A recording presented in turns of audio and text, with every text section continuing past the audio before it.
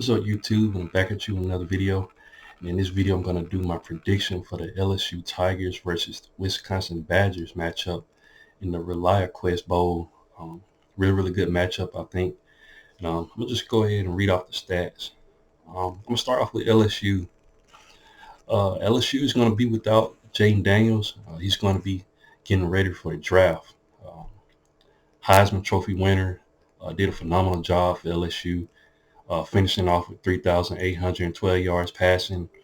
Um, just the guy on that offense for the LSU Tigers, man. Without him, they're going to have some huge shoes to fill. But they're going to have Garrett Nussmeier. So far this season, he's had 33 attempts with 17 completions for 196 yards. His completion percentage is 51.5. He only has one touchdown. Understandable, just being the guy behind, Jaden Daniels all season. But Garrett Nussmeier, he's not a bad quarterback in my position. He's nowhere near, um, of course, Jaden Daniels as far as, talent-wise. But he's definitely a guy that LSU can, lean on. He definitely knows the system. Dad's a quarterback. Uh, he coaches quarterbacks in the NFL. So he's definitely a coach's kid. He definitely knows what it takes to play the position.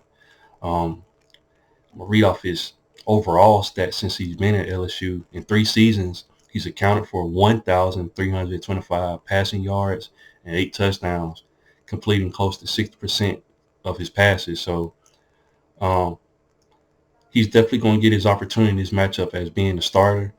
Like I said, uh, I definitely think he can step in and get that offense moving, man. If I remember, I think he came in their matchup against Georgia in the SEC championship, I think in 2022, if I'm not mistaken. Um, in my opinion, he looked pretty good. Like I said, he's nowhere like Jaden Daniels, but he definitely can move the offense. This LSU Tigers team, for the most part, if I'm not mistaken, uh, they didn't have any opt-outs or anything like that besides, Jaden Daniels getting ready for the draft. So if I'm not mistaken, they still going to have, Malik Neighbors and Brian Thomas Jr. Those two guys, man. LSU had the number one offense all season, and having those two guys is going to definitely help in this matchup. Malik Neighbors has 1,546 receiving yards. Brian Thomas Jr. has 1,079 yards receiving. Both of those guys apiece, man. Malik got 14 touchdowns, and Brian Thomas got 15. Very elite offense, man. LSU has a very good offensive line. Uh, Good running back play. Um, like I said, Jaden Daniels was a huge, you know, uh, cog in their offense. He was the leading rusher with 1,134 yards. They still got guys like Logan Diggs and Josh Williams.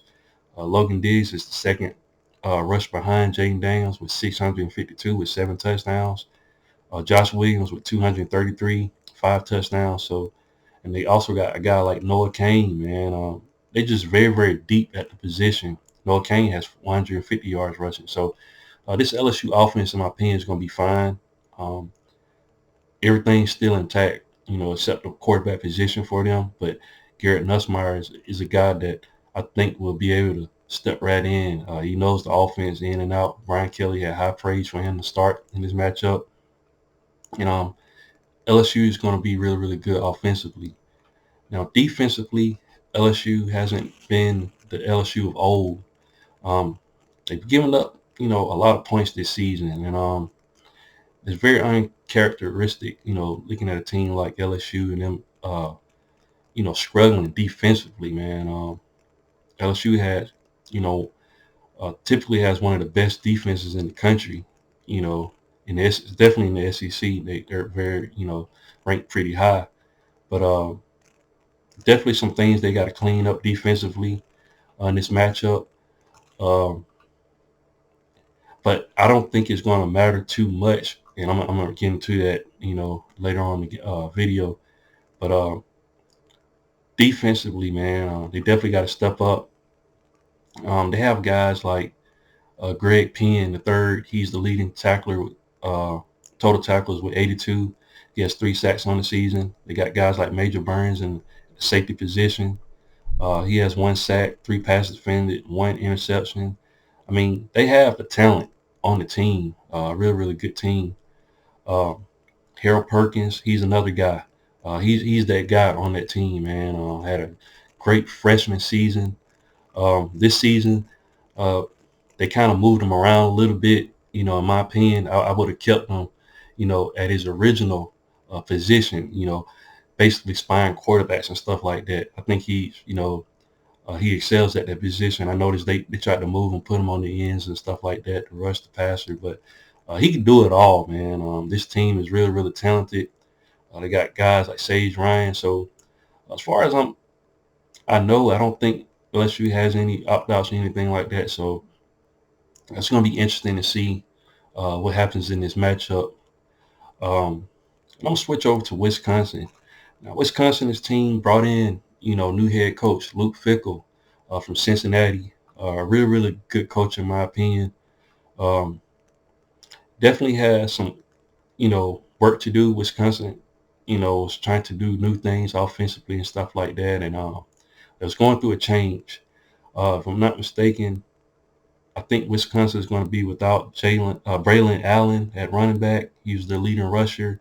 And I think Ches Malusi, another running back, they're not going to be playing in this matchup. But as far as I know, I think everybody else is going to be intact. Quarterback, they have Tanner Mordecai. Uh, he's had 274 attempts with 177 completions for 1,687 yards.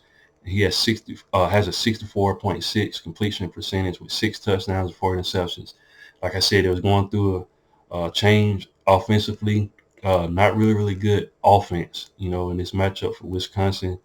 Uh, Definitely got some things they got to clean up offensively. Running back, since Braylon Allen and Ches Malusi is not going to be playing, Tanner Mordecai is actually the third best rusher on the team with 77 carries for 306 yards. So uh, he can scramble. He can run the ball a little bit. They're probably going to need him in this matchup to help, extend drives. But Jackson Aker, at running back, he's the 4th guy on the list with 236 yards with 1 touchdown. So I expect Wisconsin to probably, get him some reps if, he's still available, you know. At wide receiver, Will Pauling, he has 694 yards receiving with 4 touchdowns. He's their leading guy. Bryson Green, he's behind him with 375 yards and a touchdown. Uh, Shamir Dyke, he has 328 yards receiving with a touchdown. And then Skylar Bell, he's next with 296 yards receiving with a touchdown. So this Wisconsin team, like I said, offensively not, where they want to be right now. Um, it's going to be interesting in this matchup, though, because, like I said, LSU's defense hasn't been really, really good this season. So can Wisconsin be able to put some drives together to be able to hang in this matchup against LSU? It's going to be interesting. Like I said, not having Jaden Daniels, Wisconsin can probably have a chance to win this matchup, but they got to put some drives together and get some things going. Defensively, they have Hunter Waller. He's their leading total tackler with 113 total tackles. He has 1 sack, 4 passes defended, and 2 interceptions. Um, they just have a lot of guys defensively. Ricardo Hallman at cornerback with 6 interceptions. So Wisconsin, man, previously to Luke Fickell coming, man, Wisconsin uh, head coach Paul Chris, they kind of reminded me of a traditional, SEC team. They like to be physical at the line of scrimmage, run the ball, play really, really good defense. But it's going to be interesting to see what Wisconsin can do defensively in this matchup. They have 29 total tackles on the season. Um, like I said, not a bad group, but it's going to be interesting, to see what happens. Wisconsin this season went 7-5 in Big Ten, and they're on the west side. So uh, most people consider the east side the better side in the Big Ten. So Wisconsin, man, definitely got to it wasn't really, the competition over there is not really that great, and they have to put something together in this matchup to have a chance to beat LSU Tigers. But like I said, 5 losses, they definitely want to come out and try to get something established. I'm gonna read off some more stats on this game. Like I said, Wisconsin, man, is gonna be without their two best running backs, so it's gonna be hard. I think to have the chemistry going on in this matchup. But we're going to see. You know, uh, teams hit the reset button in the postseason, and they can possibly, Wisconsin can possibly come out and do some things. Um, I'm gonna read off the last 5 opponents that both teams have went against, and kind of give you, how they finished off the season and where they're at, where are they, currently in this matchup. Now, with Wisconsin, like I said, in the Big Ten West, you know, they lost early on in October 28th. They lost to Ohio State 24-10. Lost to Indiana, went to Indiana, lost 20-14. Lost to Northwestern 24-10. Then had a 3-game losing streak. Like I said, just trying to get some things figured out with Luke Fickell's first year. They played against Nebraska at home, and they actually won that matchup 24-17. And then they beat Minnesota at Minnesota 28-14. So coming off a 2-win game streak, but like to continue that win streak against LSU in the bowl game. Now LSU, they beat Army 62-0. Went to Alabama, lost 42-28. Game that was in, but Alabama made adjustments in the second half. LSU's offense really kind of put Alabama on skates at first, but Alabama made it the second half, adjustments and was able to shut LSU down. And plus, Jaden Daniels got hurt in that matchup, so he had to step out. But LSU went on to beat Florida, rivalry game, 52-35. Beat Georgia, I think it's Georgia State, beat them 56-14. Then they beat Texas A&M at the end of the season, 42-30. So, like I said, that offense was really good. Like I said, that was with Jaden Daniels. What the offense is going to look like now with, Garrett Nussmeier is going to be interesting going in this matchup. I'm looking at the line of the game. The game, like I said, is going to be played in Tampa, Florida at the Raymond James Stadium for ReliaQuest Bowl. The line currently is 9 points for LSU. If I had to give my prediction for this matchup, I think LSU pulls it off. Um, it could be interesting, like I said, with LSU's defense not playing. Wisconsin can possibly come out and find some new things that they can use. It might have some success.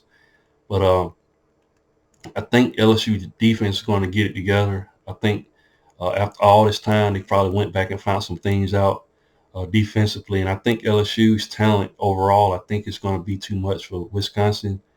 Offensively, I think Nussmeier is going to do a pretty good job. I don't think he's going to be like the world on fire, but I think he's going to do a pretty good job of commanding that offense for the LSU Tigers. And I just see LSU win this matchup.